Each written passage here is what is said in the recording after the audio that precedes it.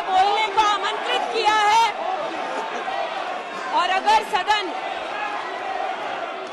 विशेषतः विपक्ष, मेरे वक्तव्य को सुनने का धैर्य रखे तो बहुत सारी चीजें उजागर हो सकती हैं। You are not India, for India is not corrupt. India believes in merit and not dynasty. And today of all the days, people like you need to remember what was told to the British: quit India, corruption quit India, dynasty quit India. Merit now finds place in India. अध्यक्ष महोदय, सबसे पहले आपकी पीठ पर, आपके आसन पर जिस प्रकार का आक्रामक बर्ताव आज देखा गया, उसका मैं खंडन करती हूं। पहली बार राष्ट्र के इतिहास में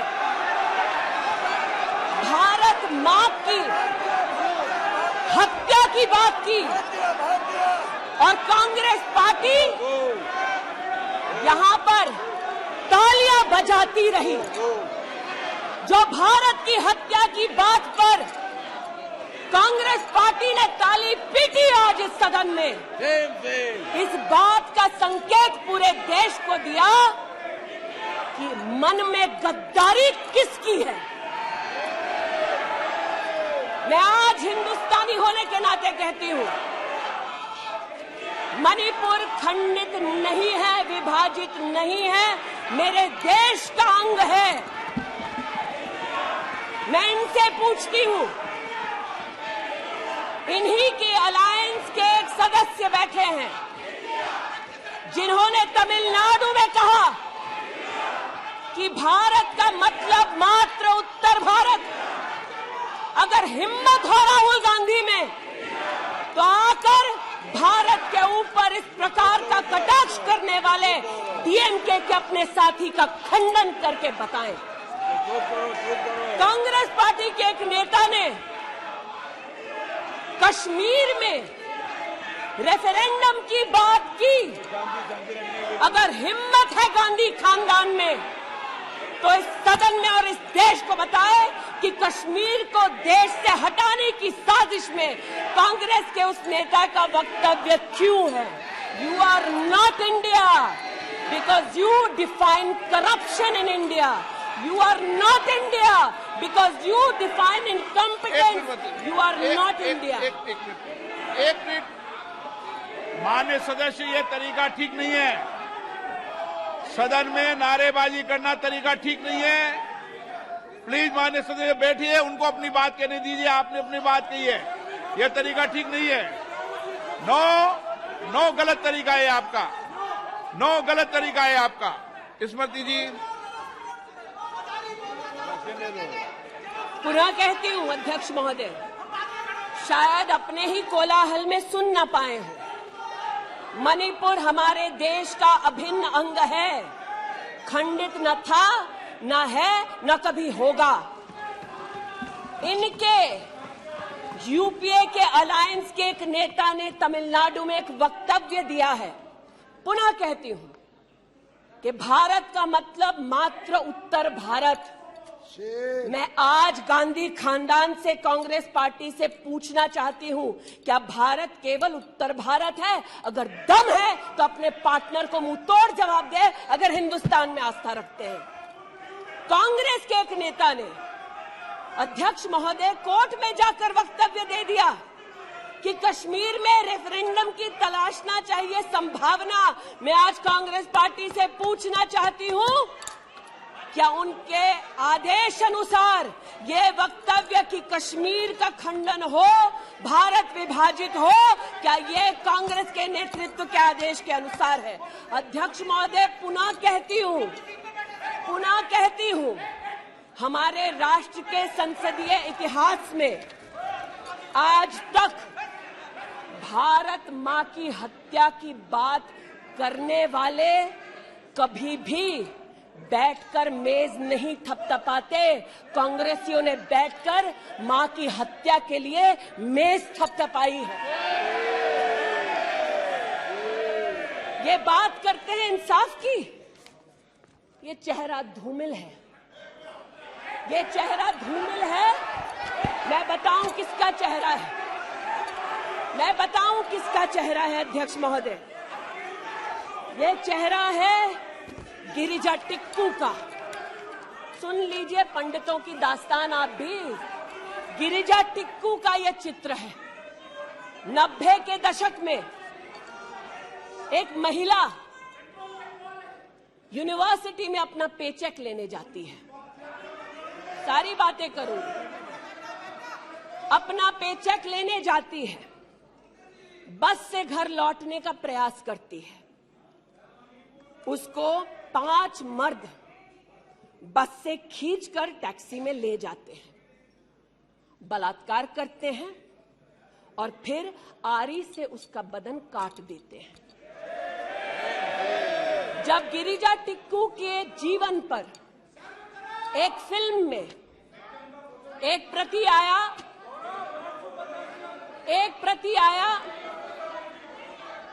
मैं आज कहना चाहती हूं कि कांग्रेस के कुछ प्रवक्ताओं ने उसको प्रोपेगेंडा कहा।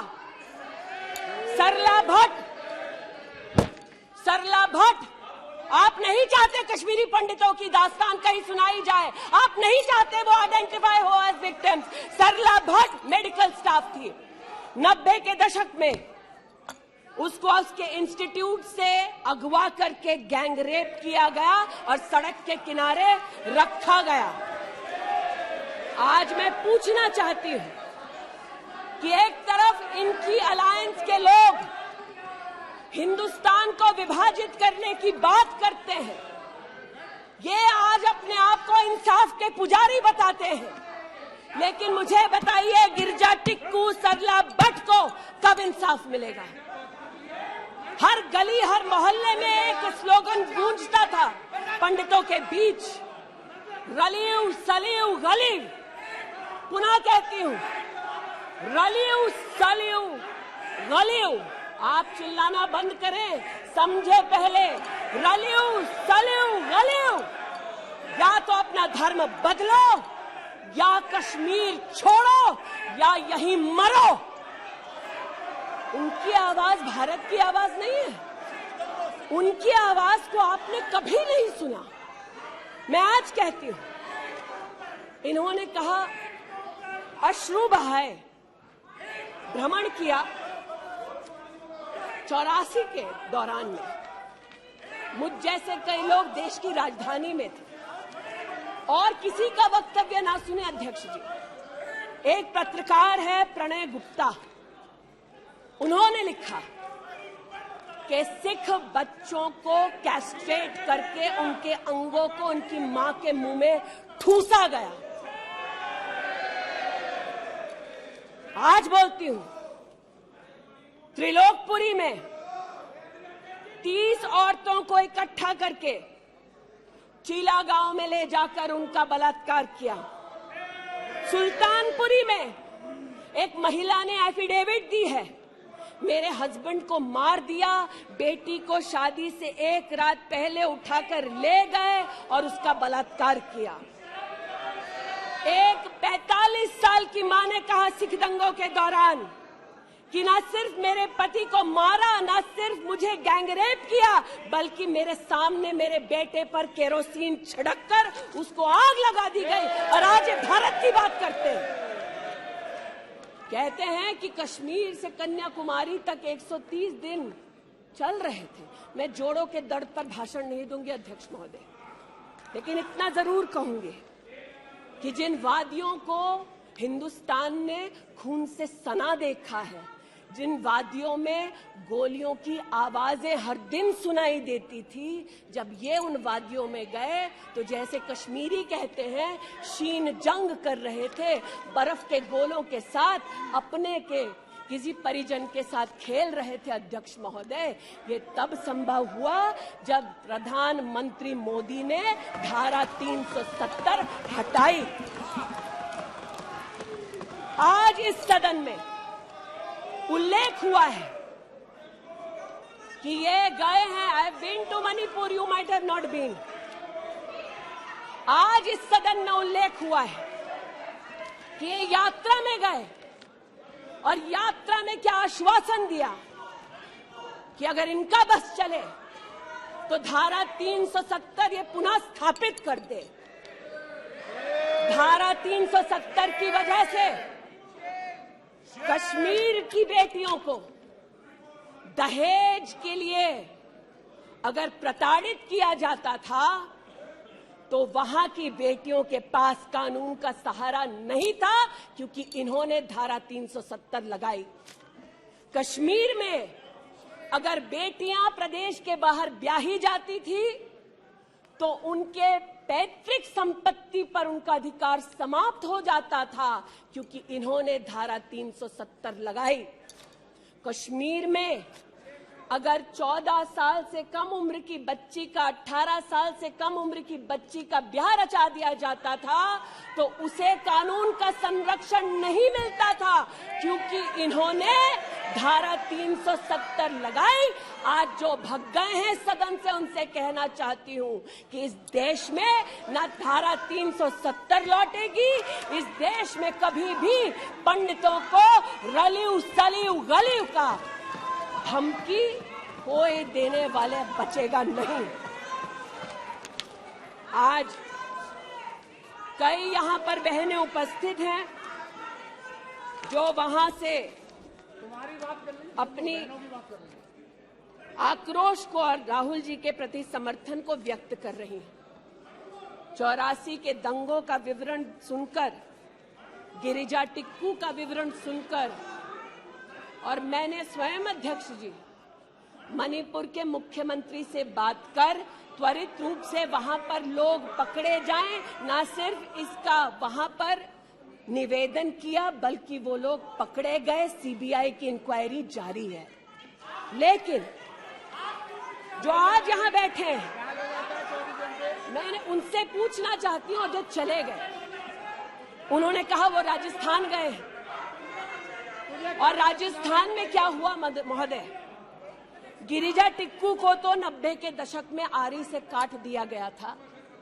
भीलवाड़ा में 14 साल की लड़की के साथ सामूहिक बलात्कार होता है।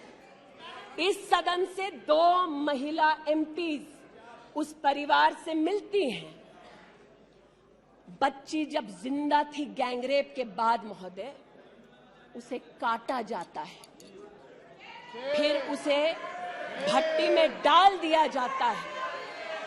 ये इन महिला सांसदों का वक्तव्य है कि जिस बच्ची को 14 साल की उम्र में जब जीवित थी गैंगरेप के बाद भीलवाड़ा राजस्थान में काटा गया, जलाने के लिए फेंका गया, उसका मात्र एक हाथ भट्टी के बाहर छूट गया था। मैं आज पूछना चाहती हूं अध्यक्ष महोदय, ये आज जो जोर जोर से चिल्ला रहे हैं, न्याय की गुहार इन्होंने तब नहीं लगाई जब 60 साल की एक महिला का पश्चिम बंगाल में उसकी नाती के सामने गैंगरेप हुआ। कोर्ट में केस लंबित है, इनका दिल नहीं दहला और पूछ रहे थे कि मणिपुर के बारे में आप नॉर्थ ईस्ट के बारे में नहीं जानते। जिन्होंने प्रस्तावना की उनसे कहती हूँ, नल्ली का मैसेकर हुआ, 5 मिनट के लिए कांग्रेस की एक नेत्री गई, लेकिन इनका क्या रुख था तब? 2012 में तरुण गोगोई जी ने स्वयं वक्तव्य दिया है कि दंगे हो रहे हैं, लेकिन कांग्रेस की केंद्र की सरकार ना ट्रूप्स दे रही है, ना इंटेलिजेंस दे रही है। कोकराझार की बात करते हैं, ये मेरा वक्तव्य नहीं है, तब के कांग्रेस के मुख्यमंत्री तरुण गोगोई का वक्तव्य है। कोकराझार में हिंसा होती है, धुबड़ी में 3-3 महीने कर्फ्यू रहता है।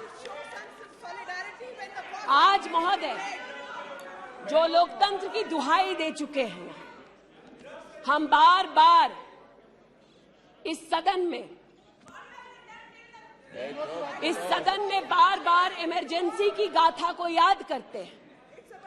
इस सदन में हम लोग बार बार उन नेताओं को, उन सामाजिक संस्थाओं को, उन मीडिया के बंधुओं को, उनकी प्रिंटिंग प्रेस कैसे जबरन बंद कर गई उसको, इस पर विस्तृत चर्चा होती है। लेकिन इमरजेंसी के कालखंड में साधारण महिला का इन्होंने, कांग्रेस पार्टी ने क्या हश्र किया। स्नेहलता रेड्डी की आज बात करना जरूरी है। बेंगलुरु की जेल में बंद किया गया और इसलिए बंद किया गया क्योंकि वो सोशलिस्ट थी, भाजपाई नहीं थी, सोशलिस्ट थी।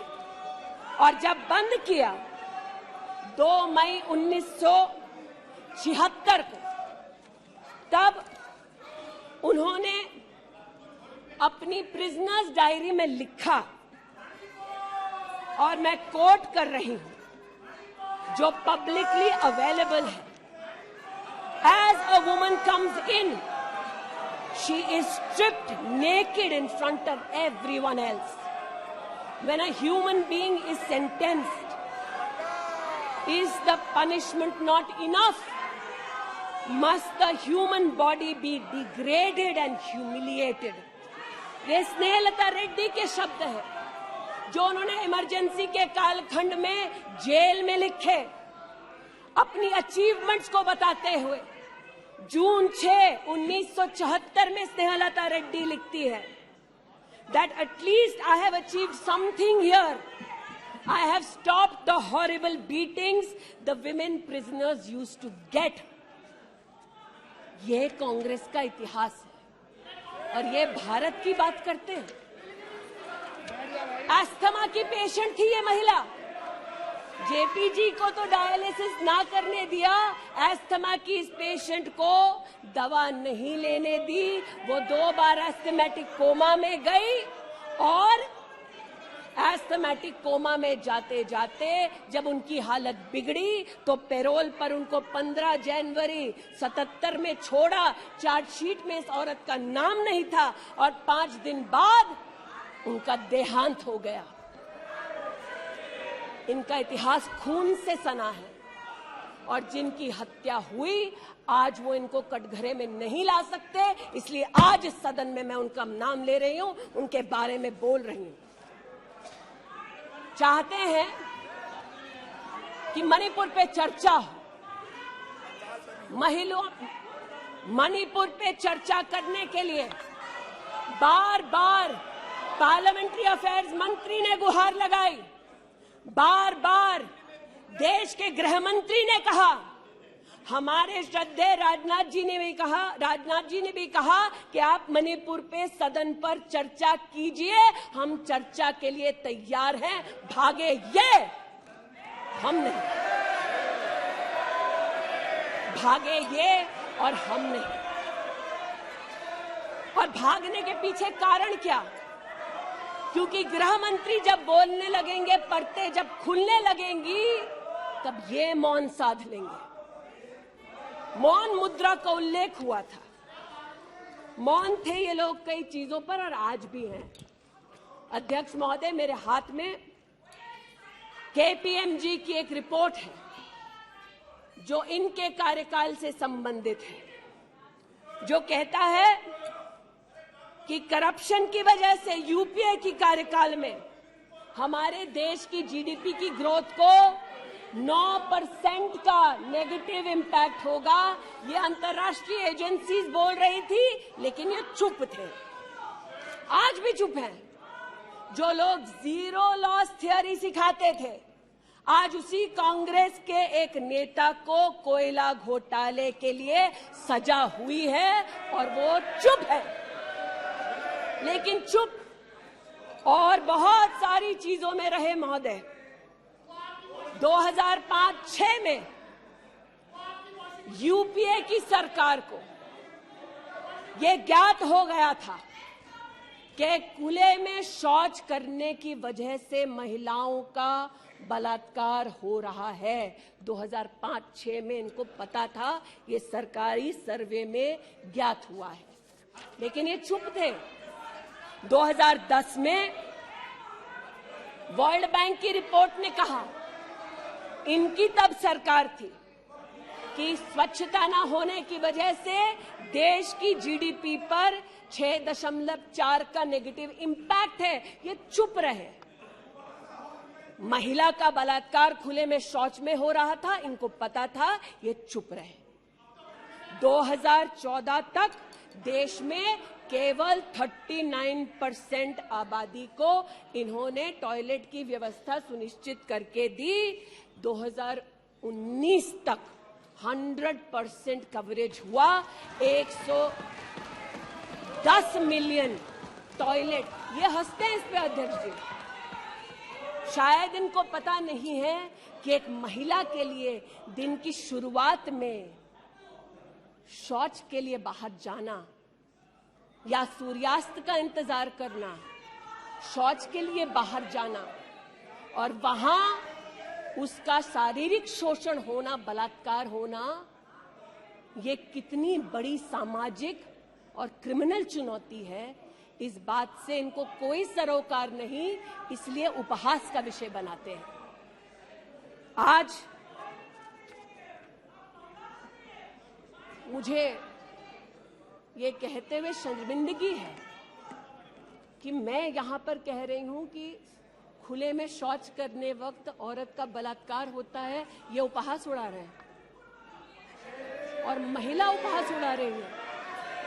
शायद यही लक्षण है कांग्रेस मिथ अलायंस के कि औरत का बलात्कार हो तो ये हंसे, भारत मां की हत्या की बात हो तो ये यहां पर तालियां पीटे। ये कांग्रेस का लक्षण है। इनकी प्रस्तावना के वक्त ये कहा गया कि हम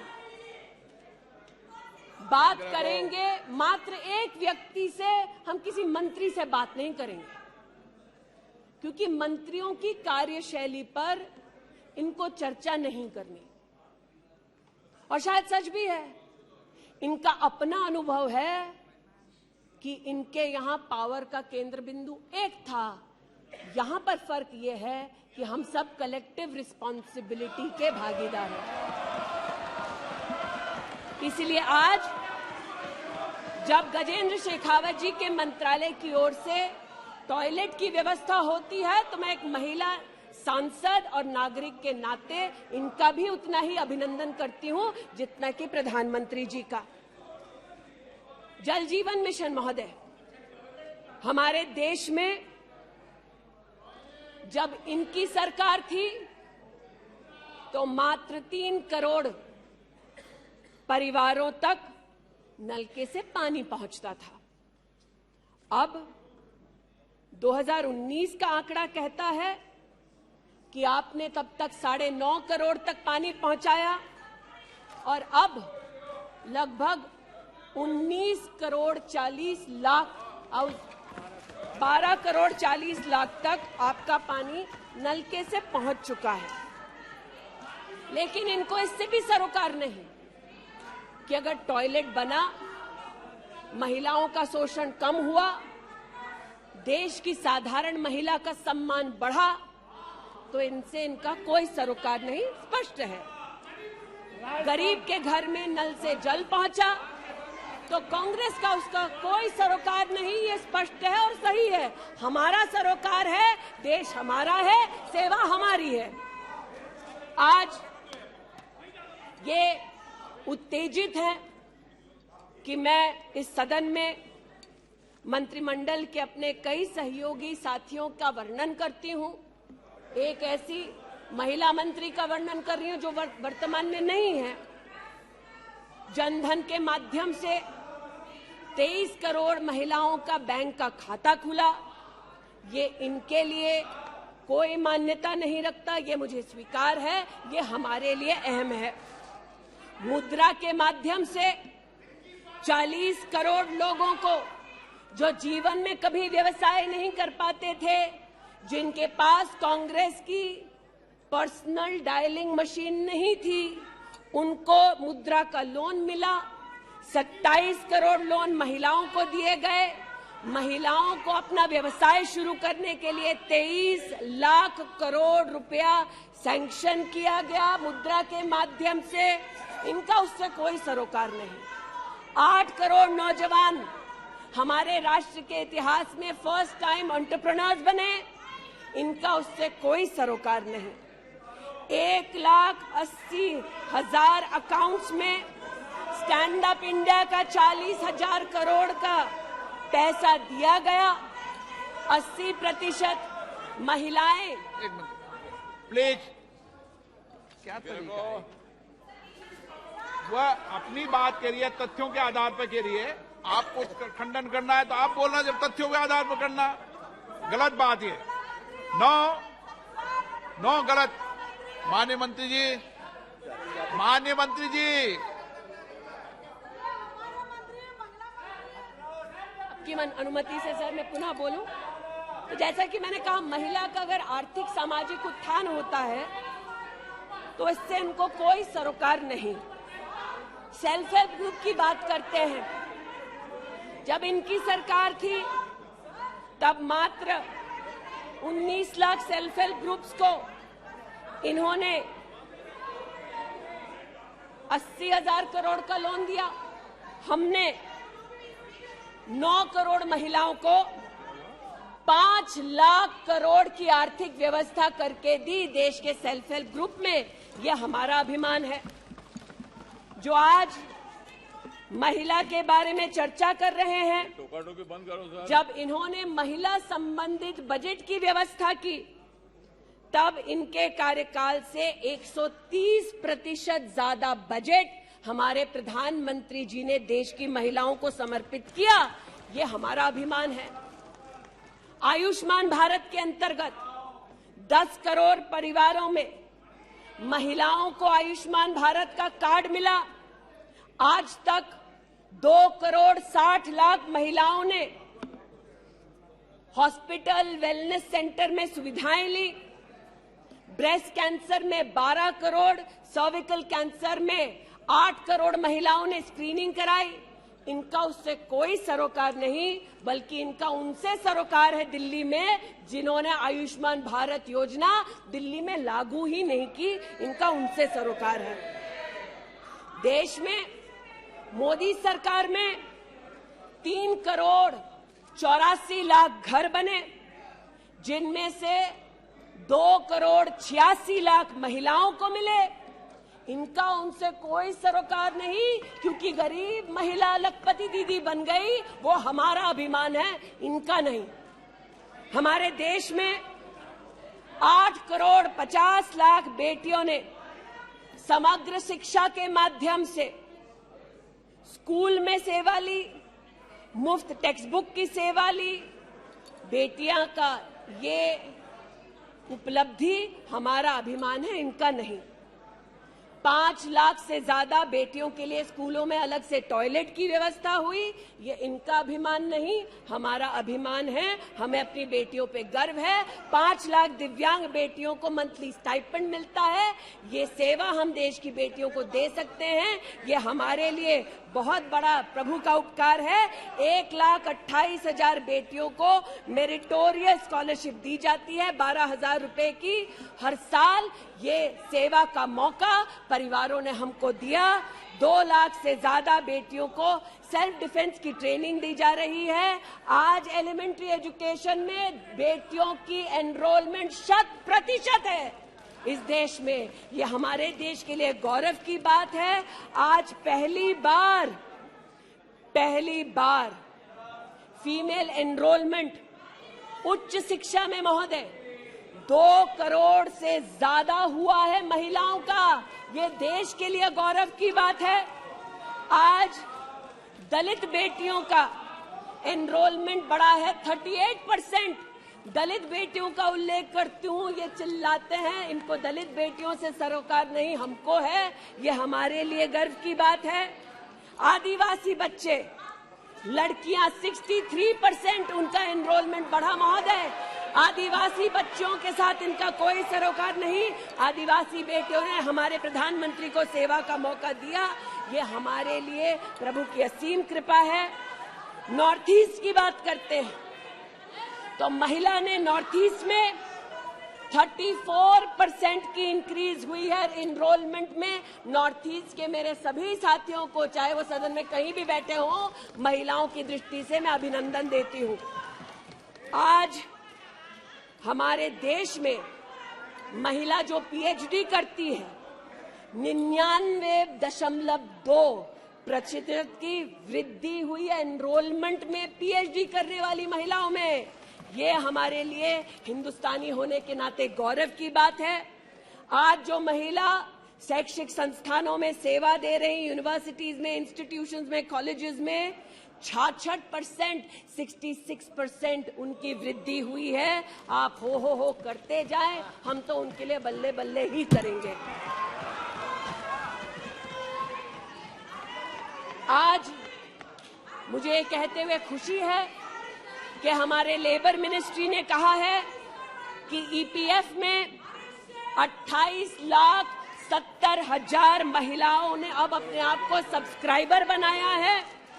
आज 2017 से लेकर 22 तक लगभग 1400 महिला साइंटिस्ट को भारत सरकार की विविध स्कीम्स के अंतर्गत सहयोग मिला है। आज महिलाओं को मैटरनिटी लीव में 26 हफ्ते की पेड मैटरनिटी लीव मोदी सरकार ने सुनिश्चित की है। आज महिलाओं ने 3 करोड़ बेटियों ने, महिलाओं ने प्रधानमंत्री मातृ वंदना योजना के अंतर्गत 13,700 करोड़ रुपया अपने बैंक के खाते में पाया है। इस सेवा के लिए प्रधानमंत्री जी को आभार और बेटियों का अभिनंदन। आज हमारे देश की बेटियां सैनिक स्कूल में पढ़ सकती हैं। इस ऐतिहासिक निर्णय के लिए रक्षा मंत्री जी, प्रधानमंत्री जी को आभार। आज हमारी देश की बेटियां आर्म्ड फोर्सेस में परमानेंट कमीशन पा चुकी हैं। हमारे देश का गौरव बढ़ाने के लिए ऐसी बेटियों का आभार। आज जो महिला और महिला हक के लिए यहां बोल रहे हैं,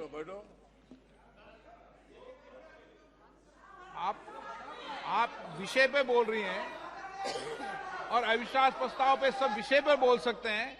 ये तरीका अच्छा है क्या? बोलिए माननीय।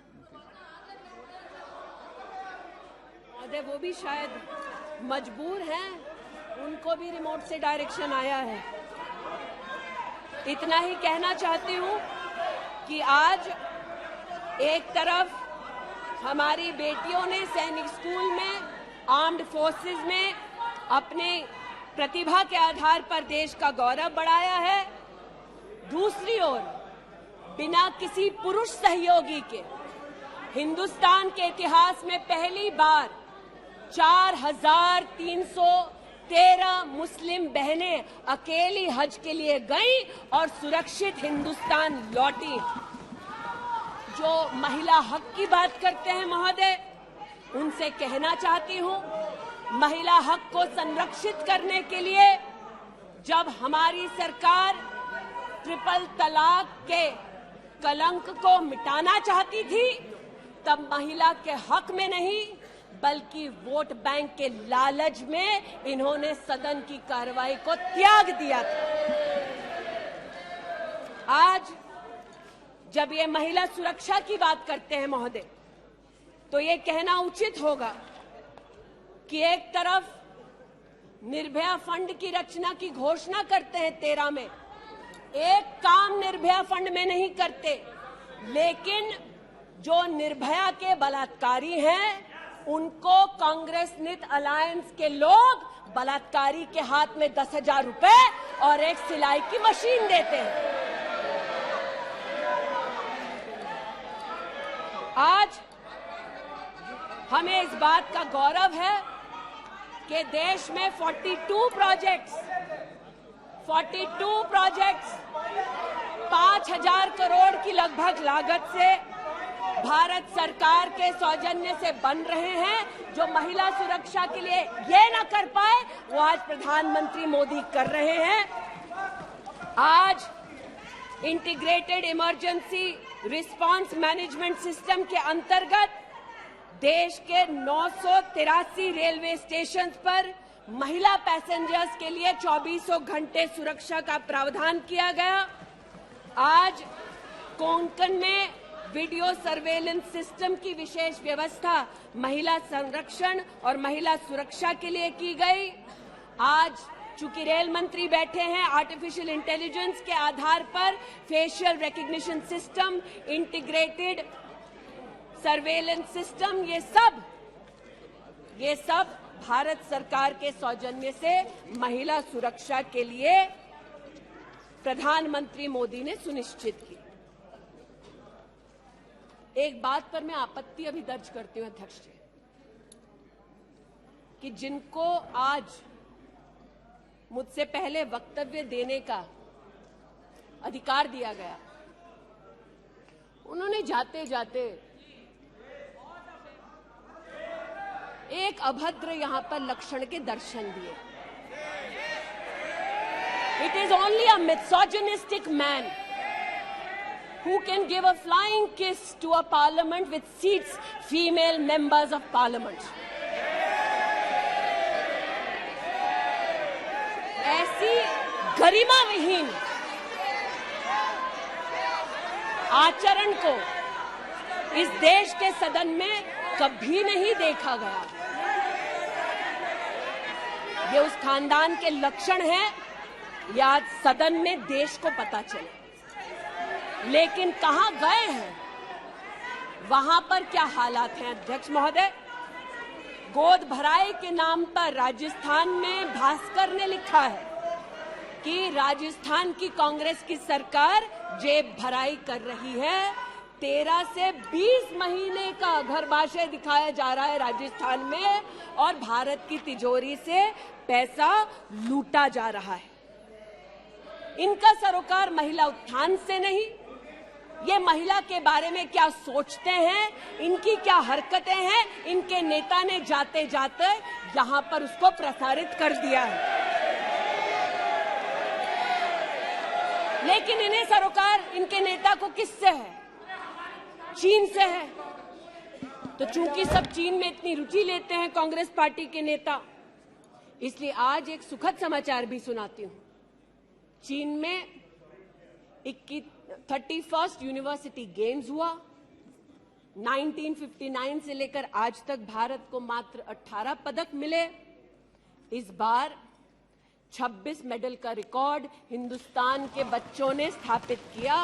भारत मां के टुकड़े के लिए तालियां बजाते थे, भारत मां के बच्चों के लिए तो बजा दो।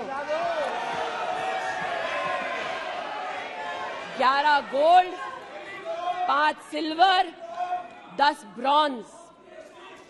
आज देश के यूनिवर्सिटी के छात्र देखें कि 31st यूनिवर्सिटी गेम में भारत का नाम रोशन करने वाले छात्रों के लिए मैं गुहार लगा रही हूं कि कांग्रेस पार्टी यहां अभिनंदन कर दे, लेकिन वो अभिनंदन से भारत के बच्चों को वंचित रखते हैं।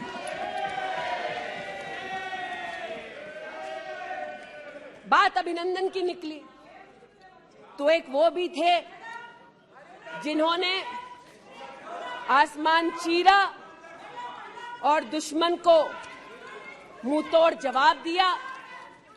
आज जो व्यक्ति यहां पर भारत की आवाज का उल्लेख कर रहे थे, उन्होंने भारत की आवाज में आवाज मिलाकर तब नहीं बोला जब आतंकी हमला करते हैं। उन्होंने भारत के आवाज से अपनी आवाज को भिन्न करते हुए इस सदन में भारत के रक्षा बलों से प्रमाण मांगा इस सदन में। लेकिन प्रमाण क्यों मांगा? क्योंकि कुछ लोगों ने कहा होगा। और प्रमाण मांगने का क्या सलीका है, ये मीडिया के मित्रों के माध्यम से आया है ध्यान में देश के। न्यूज क्लिक की आज बात करना थोड़ा मैं जरूरी समझती हूं। न्यूज क्लिक, नेवल सिंघम कुछ पत्रकारों को हिंदुस्तान में लिखते हैं कि किस प्रकार से हिंदुस्तान के खिलाफ न्यूज सर्कुलेट होनी चाहिए, कैसे चाइना के समर्थन में अलग अलग आर्टिकल लिखने चाहिए और इसे एक बार छपवा दो तो ट्राई कॉन्टिनेंटल पब्लिकेशन इसको इकट्ठा करके फिर काम आगे बढ़ाएगा। मेरे एक पार्लियामेंट्री सहयोगी निशिकांत जी ने इस पर जब विषय उठाया तो मैं स्तब्ध हूं कि कांग्रेस पार्टी ने डिमांड नहीं की कि अगर कोई बाहरी ताकत का पैसा लेकर हिंदुस्तान में व्यवस्थाओं को भंग करना चाहता है, हिंदुस्तान को कलंकित करना चाहता है तो उस पर कार्रवाई करो। ऐसा कांग्रेस का पक्ष नहीं था। कांग्रेस ने पक्ष ये लिया कि जो निशिकांत दुबे के मुंह से शब्द निकले हैं उनको एक्सपंज कर दीजिए। लेकिन ये जो ट्राई कॉन्टिनेंटल पब्लिकेशन है महोदय, जिसके बारे में ना आप ईडी को माने, न्यूयॉर्क टाइम्स को माने, वो ट्राई कॉन्टिनेंटल पब्लिकेशन के जो मुख्य रिसर्चर हैं उनके वक्तव्य को कांग्रेस पार्टी अपने ऑफिशियल फेसबुक पर क्यों डालती है, ये मैं पूछना चाहती हूं। जो जानबूझकर भारत के किसानों के हितों के खिलाफ बोलते हैं, उनका वक्तव्य ट्राई कॉन्टिनेंटल पब्लिकेशन वालों का जो सीनियर फेलो या रिसर्चर है उसका वक्तव्य कांग्रेस, नेशनल कांग्रेस के फेसबुक पर 19 अप्रैल 2019 को क्यों पब्लिश होता है, ये थोड़ा बहुत शोध का विषय है, ये थोड़ा बहुत चर्चा का विषय है। आज मैं ये कहना चाहती हूं कि जब प्रस्तावना हुई, मैं तो प्रस्तावना के विरुद्ध खड़ी हूं। मैं नरेंद्र मोदी जी के नेतृत्व पर राष्ट्र के सभी नागरिकों के साथ पुनः विश्वास दर्शाते हुए अपना वक्तव्य देती हूं। लेकिन राहुल जी ने किस पर विश्वास जताया? राहुल जी ने विश्वास जताया मुस्लिम लीग पर। कहा सेक्युलर पार्टी है। शायद राहुल जी ने ना पढ़ा हो कि 80 के दशक में मुरादाबाद में 83 लोगों को मारने वाली मुस्लिम लीग, राहुल जी को बताना पड़ेगा सेक्युलर कैसे हुई। राहुल जी को आज जवाब देना होगा कि वो राष्ट्रभक्ति की बात करते हैं तो क्या जेएनयू में जाकर जब भारत तेरे टुकड़े होंगे का नारा दे रहे थे वो राहुल गांधी की देशभक्ति थी? राहुल गांधी को आज जवाब देना होगा, है तो नहीं। उनको आज जवाब देना होगा। जिस अफजल गुरु ने इस संसद पर हमला किया, उस अफजल गुरु के संरक्षक समर्थक को कांग्रेस पार्टी ने अपने पार्टी का नेता बना दिया, जिसने कहा यह राहुल गांधी की देशभक्ति है। राहुल गांधी की देशभक्ति आज बताती हूं। इन्होंने, घबराइए मत, आप ही की नेता बोलकर गए हैं, घबरा क्यों रहे हैं? बैठिए, आराम से बोल रही हूँ।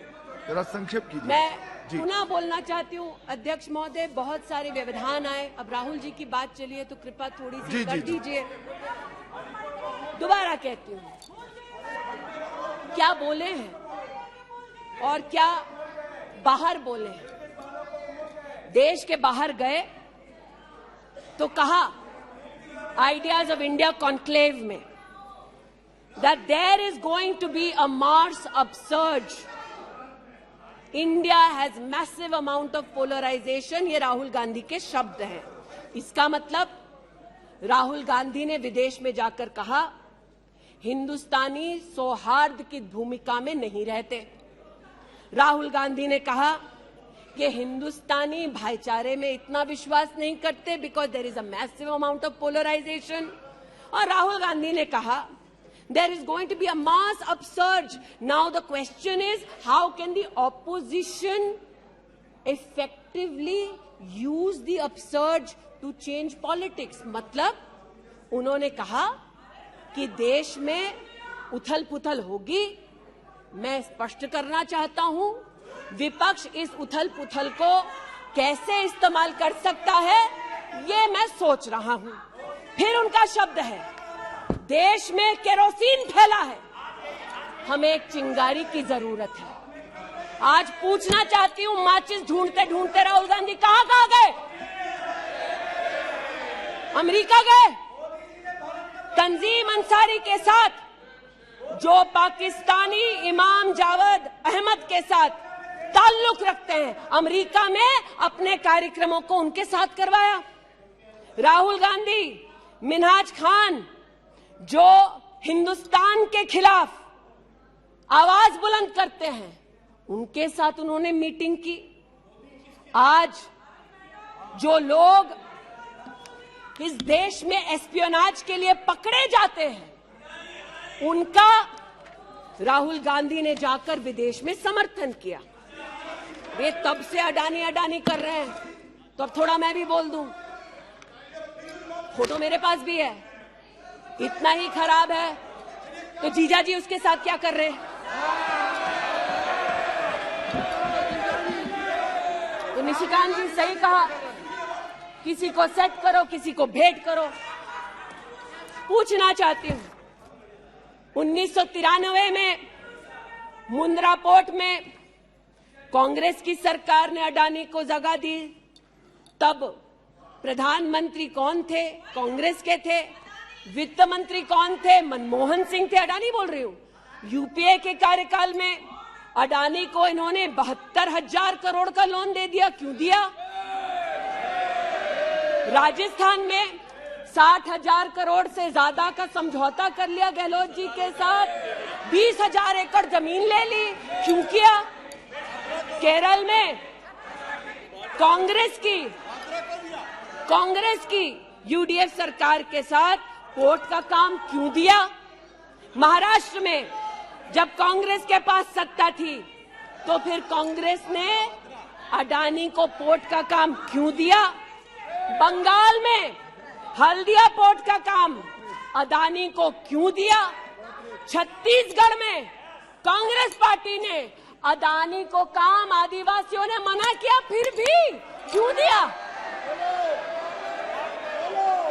अब इसमें बेटा कितना सेट होगा, दामाद को कितना भेंट होगा, हम क्या जाने।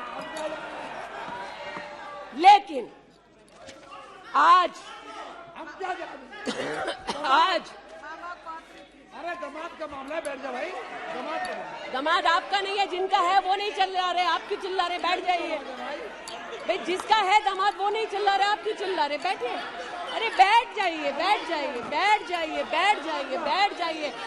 कोयले घोटाले में पकड़े गए, 2G में भी पकड़े जाएंगे। बैठ जाइए प्लीज। आप बताइए, इस पूरी बला की जड़ महोदय, पूरी बला की जड़ परिवारवाद में है, और परिवारवाद की राजनीति की जड़ कांग्रेस पार्टी में है। इनके अलायंस के लोग चारा खाते हैं, ये उनके घर मटन खाने चले जाते हैं। इनके अलायंस के लोग रेल की नौकरी के लिए गरीब की जमीन खाते हैं, जाके वो उन्हीं लोगों को गले लगाते हैं। और इनके सब के पीछे एक ही मजबूरी है, जो बड़ी विनम्रता से अजीत दा ने भी स्वीकारी कि मजबूरी हमारी कि तीसरी बार जनता कह रही है, फिर एक बार मोदी की बारी। Okay, now please conclude. तो मैं लिसन प्लीज। ये आज बैठिए। यहाँ पर उल्लेख कर रहे थे किसान की। आप भी बैठिए, आप किस लिए खड़े?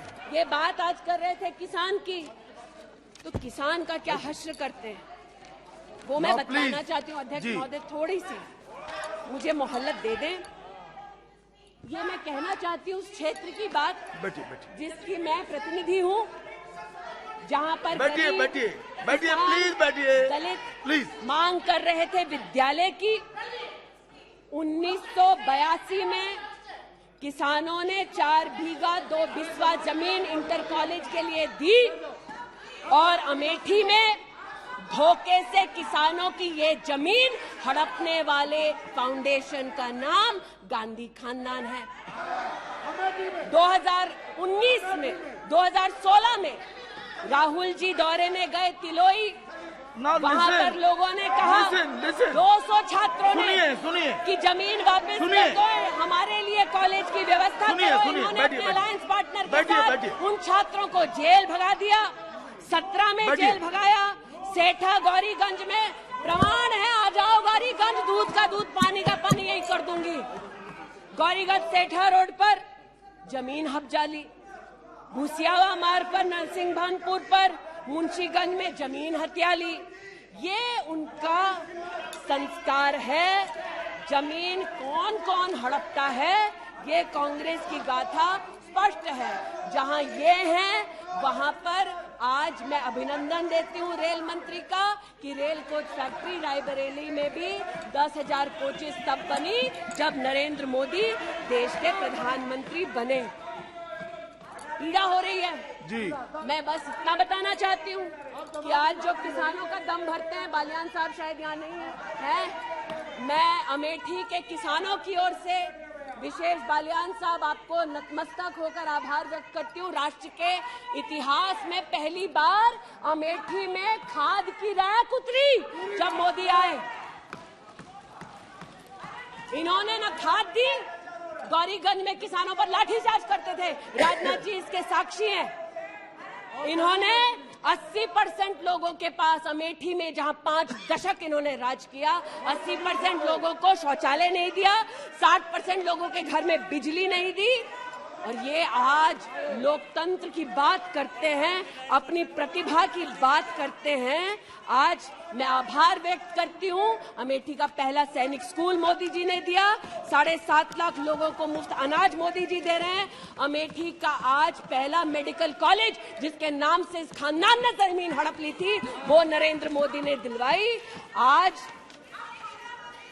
मैं इतना कहना चाहती हूँ अध्यक्ष महोदय, जो अभी है नहीं, जो 50 साल की उम्र के बाद देश देखने निकले थे, वो देश के किस कोने में वर्तमान में है मैं नहीं जानती, लेकिन इतना एक मिनट। और देखिए, रोम आपने एक फिलोसोफर का ये मंत्रिमंडल में अविश्वास प्रस्ताव लाया है, तो मंत्रिमंडल उस संबंध में बोलेगा, उनको बोलने का अधिकार है।